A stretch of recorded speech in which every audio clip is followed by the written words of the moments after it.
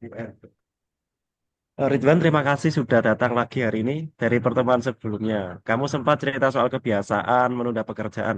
Sebelum kita masuk lebih dalam, aku ingin tahu dulu bagaimana kondisi kamu dalam beberapa hari terakhir. Baik Mas, sama-sama. Terima kasih juga atas saran dari kemarin. Untuk beberapa akhir terakhir ini ya lumayan Mas, tapi masih sering keulang. Saya niat mau mulai lebih awal, tapi ujung-ujungnya tetap ngerjain mepet. Kayak gitulah pokoknya. Ya, ya, ya tahu. Kelihatannya kamu itu sudah cukup berusaha ya, Mas Ridwan, tapi kayaknya itu masih ada yang sesuatu yang menahan, dan itu bisa bikin kamu capek sendiri. Iya Mas, rasanya tuh kayak muter-muter di situ-situ aja dan mau berubah tuh rasanya sulit banget. Ya, Ridwan, Mas Ridwan, aku di sini tuh mau ngajak satu hal. Saat kamu memilih menunda menunda itu, apa sih yang sebenarnya kamu harapkan dari penundaan itu? Harapannya sih biar lebih siap ya Mas, siap misal siap moodnya, siap dari sumbernya, dari bahannya gitu loh Mas. Misalnya ada tugas siap siap dari bahannya kayak gitu. Jadi kayak nunggu pikiran lebih tenang atau mood lebih bagus gitu Mas.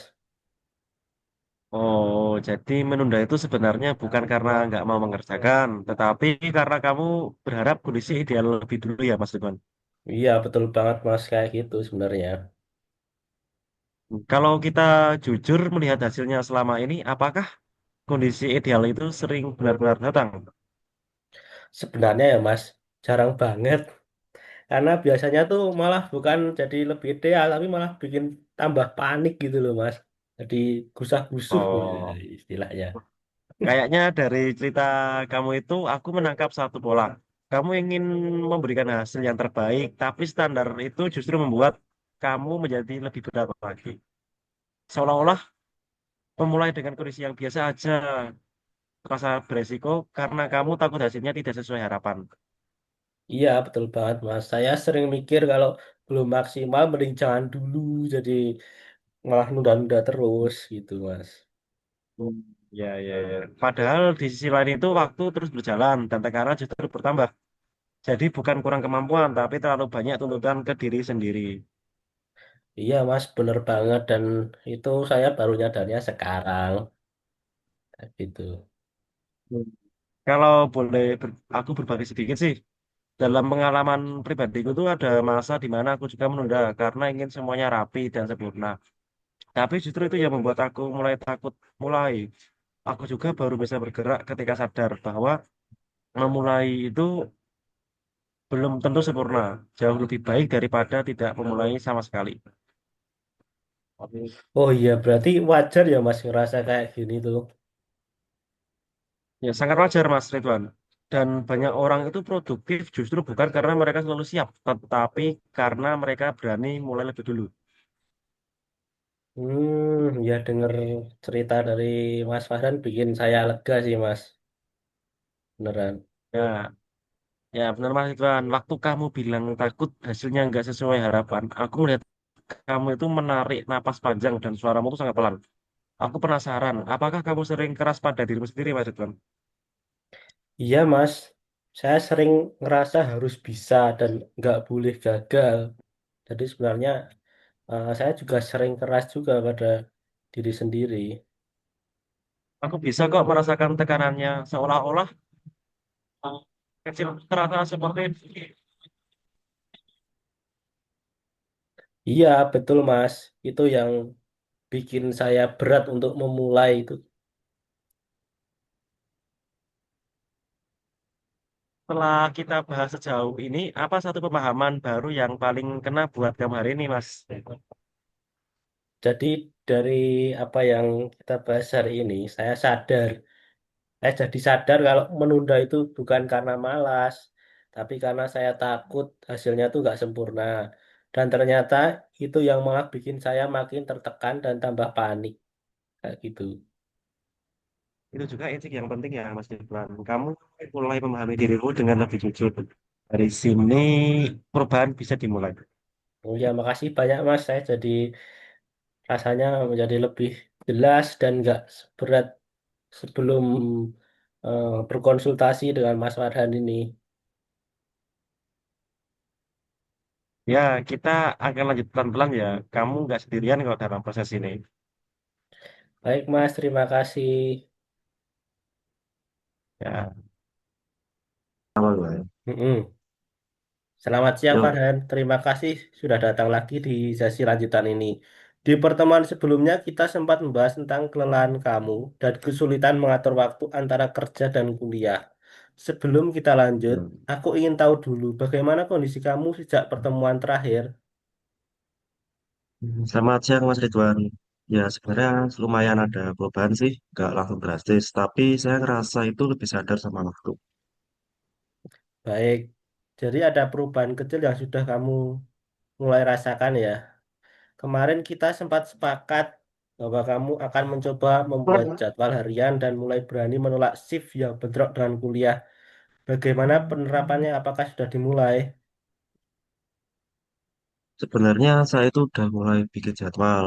Awalnya ribet, tapi lama-lama juga kebantu, Mas. Saya juga sempat nolak satu kali ganti shift. Bagaimana perasaan kamu sewaktu menolak permintaan itu? Apakah ada rasa nggak enak atau gimana gitu, Mas?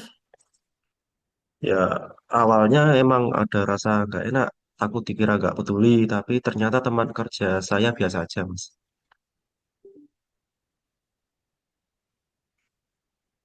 Walah, jadi ada rasa cemas di awal ya, Mas. Tapi setelah dijalani, kenyataannya tidak seburuk yang kamu bayangkan. Iya, Mas. Itu yang bikin saya agak kaget juga sih. Dari pengalaman itu, apa hal baru yang kamu sadari tentang dirimu sendiri?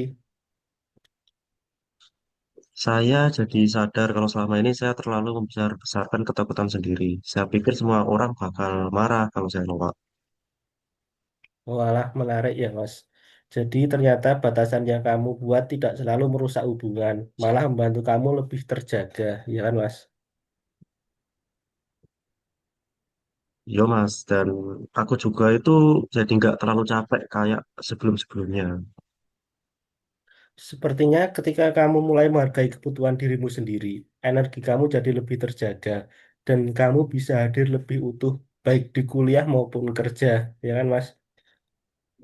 Iya, betul itu, Mas. Saya jadi ngerasa lebih fokus banget sekarang ini. Dan itu aku ingin mengapresiasi usaha kamu, Mas Farhan. Menolak satu shift Nah, mungkin terlihat sederhana, tapi itu langkah besar untuk seseorang yang terbiasa mengalah. nah, terima kasih, Mas. Saya juga baru sadar kalau ternyata saya sekarang tuh saya bisa. Dan itu menunjukkan kamu punya kemampuan mengatur hidupmu, bukan sekadar Hmm, bertahan. yes. Iya, Mas. Rasanya saya itu lebih percaya diri sekarang. Kalau kita lanjutkan perubahan ini, menurut kamu apa satu hal yang masih cukup menantang dan sulit untuk diubah? Sebenarnya sekarang itu konsistensi sih, Mas. Kadang kalau lagi capek, ingin balik ke kebiasaan lama. Walah, itu sangat wajar, Mas. Bagaimana kalau kita buat langkah lanjutan yang realistis? Misalnya kamu evaluasi jadwal tiap akhir minggu dan pastikan ada satu hari dengan waktu istirahat lebih panjang. Kayaknya bisa deh, Mas. Selama ini kan saya nggak pernah sengaja nyediain waktu istirahat.